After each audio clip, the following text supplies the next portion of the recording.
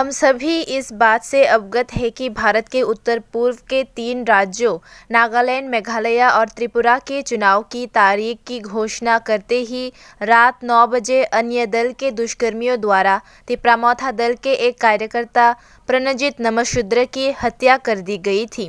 उनके परिवार में एक वे ही कमाने वाले थे।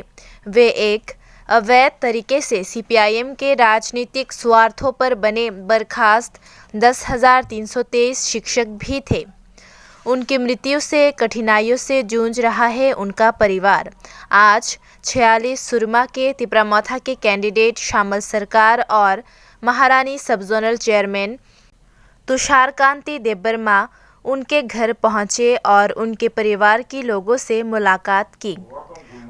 उन्होंने ये बताया वे टीवाईएफ वॉरियर प्रणजीत नमशूद्र के बलिदान को व्यर्थ नहीं जाने देंगे।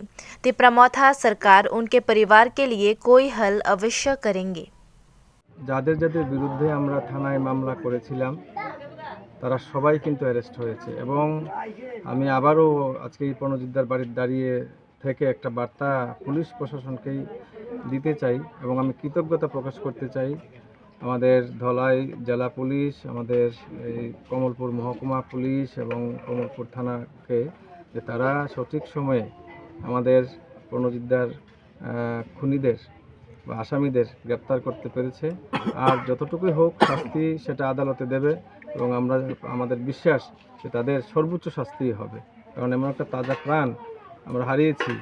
আমাদের অবশ্যই মানে সেই ব্যাপারে অত্যন্ত আমরা দুঃখিত, মানে আমাদের শান্তি নেই যে আমাদের একটা তাজা প্রাণ চলে গেছে, কিন্তু তখন আমরা শান্তি পাবো যখন আমরা আদালতের কাছ থেকে শুনতে পাবো যে এদের বিরুদ্ধে সর্বোচ্চ শাস্তি গ্রহণ করা হয়েছে। তিপ্রামোথার উদ্যোগে কি সাহায্য দিয়েছে বা আগে কি উদ্যোগ নেবে? এখন নির্বাচন প্রক্রিয়া চলছে, সেখানে দাঁড়িয়ে আমি এমন কিছু বলতে চাই না। আমি যেটা বলবো সেটা হচ্ছে আমরা ওনাদের পাশে আছি। আমাদের মহারাজা আগেই ঘোষণা করেছেন, আপনারা সবাই জানেন। মহারাজ নিজে আমাকে একবারের জায়গায় 3বার ফোন করেছেন, যদি সুযোগ হয় অবশ্যই মহারাজ এখানে আসবেন এই কমলপুরে, তখন আমি চেষ্টা করব এবং উনি বলেছেন ওনার বাড়িতেও এসে যাবেন।